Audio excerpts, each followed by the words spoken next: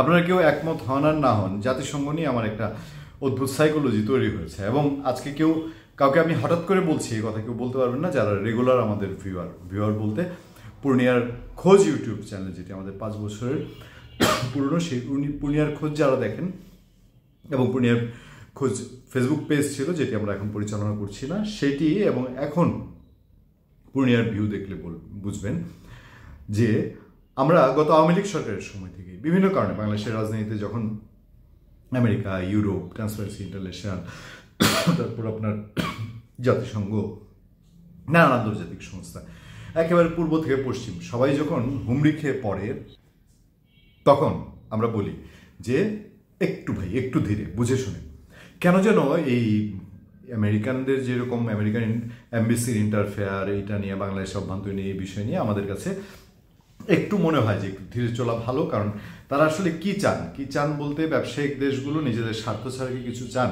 আমাদের এসে প্রেসক্রিপশন দেন, সুন্দর সুন্দর গুলি বলেন, সুন্দর সুন্দর শব্দ বলেন, এবং সেই শব্দগুলো বলে ওনারা চলে যান, ওনাদের রুটিন ওয়ার্কটা করেন। কেউ IMF-এ চাকরি করেন, কেউ বিশ্ব ব্যাংকে চাকরি করেন, কেউ অ্যামনেস্টি ইন্টারন্যাশনাল চাকরি করেন, কেউ ট্রান্সপারেন্সি ইন্টারন্যাশনাল চাকরি করেন। চাকরিটা বাঁচিয়ে গিয়ে তারপরে যে যার বালিশে ঘুম দেন। এটা বাংলাদেশ প্রীতি না, বাংলাদেশের মানুষের প্রেম না। জীবনে বহুবার দেখেছি, এবং আপনারাও দেখেছেন।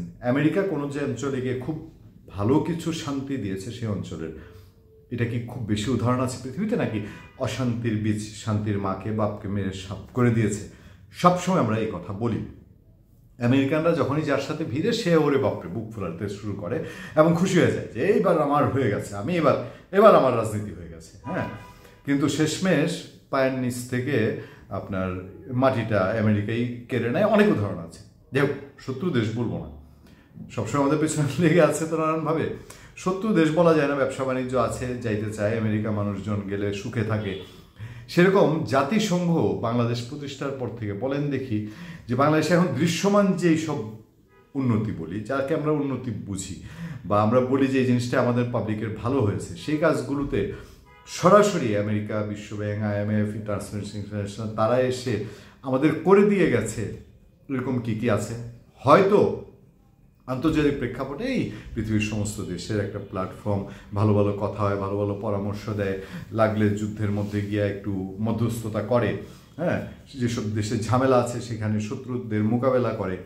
এইসব জিনিস এক বিষয়, কিন্তু সরাসরি বাংলাদেশের ইন্টারনাল বিষয়ে ইন্টারফেয়ার করাটা এটা একটু ভিন্ন বিষয় না? সেই বিষয়ে ইন্টারফেয়ার করে আমেরিকানরা খুব বেশি ফায়দা কি কখন আমাদেরকে দিয়েছে? বা আমাদের এখন যে ডেভেলপমেন্টগুলো আমরা উপভোগ করি, এগুলো কাদের হাতে হয়েছে?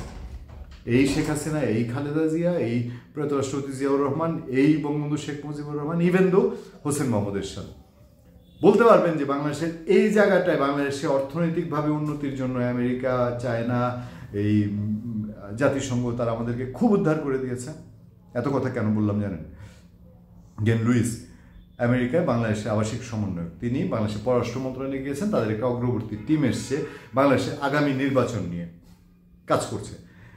তাকে প্রশ্ন করা হয়েছিল বাংলাদেশের আগামী নির্বাচন কবে হওয়া উচিত বা হওয়াটা নিয়ে প্রশ্ন করা হয়েছে। তিনি বলেছেন, ভাই এটা আমাদের উত্তর দেওয়ার বিষয় না, আমরা এই নিয়ে কথা বলবো না।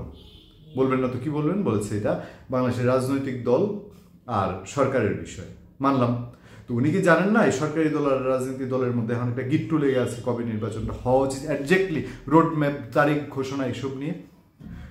ওনারা বাংলাদেশের নির্বাচনে কারিগরি সহযোগিতা চেয়েছে বাংলাদেশ গভর্নমেন্ট, তারা শুধু সেটার জন্য এসছেন।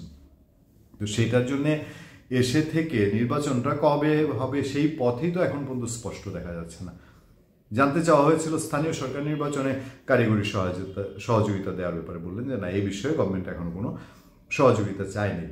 ভালো কথা, কিন্তু ওভারঅল যে বাংলাদেশের অবস্থা, এই যে আমেরিকা, ইন্ডিয়া নাকি এখন এক ট্রেনে উঠছে বাংলাদেশ পারপাসে, তারা বাংলাদেশ নিয়ে খুব চিন্তিত বলে গেছেন আমেরিকার নিরাপত্তা উপদেষ্টা। তিনি খুব ইন্ডিয়ার মিডিয়ায়, আমেরিকার মিডিয়া খুব ফলো করে এটা এসছে যে জ্যাকসনিভেল, তিনি বলেছেন যে বাংলাদেশের সহিষ্ণুতা, সংখ্যালঘু এইসব বিষয়ে তারা খুব চিন্তিত বাংলাদেশের উদ্ধারের জন্য। সো দ্যাট আমেরিকা জাতিসংঘের মধ্যে পুরনো সম্পর্ক আপনারা জানেন, এখন তারা কারিগরি সহযোগিতা এটা সেটা দিবেন, এই জন্যে আসছেন। বছরের পরে এগুলোই দিয়ে যাবেন। তো এতে আমাদের আসলে বাংলাদেশের অনেক মানুষ মনে করে যে আমেরিকা নজর দিয়েছে, জাতিসংঘ নজর দিয়েছে, আরে বিপাল, এইবার নির্বাচন বিশাল ব্যাপার একটা হবে। শেষ পর্যন্ত আমরা তা পেয়েছি। 8 জানুয়ারি আওয়ামী লীগ যে নির্বাচন করেছিল 2024-এ, সেই নির্বাচনের আগে আমেরিকান অগ্রবর্তী টিমে এসেছিল না, বলেছিল না রিপোর্ট দিয়ে তারপরে বাদ বাকি কী হবে।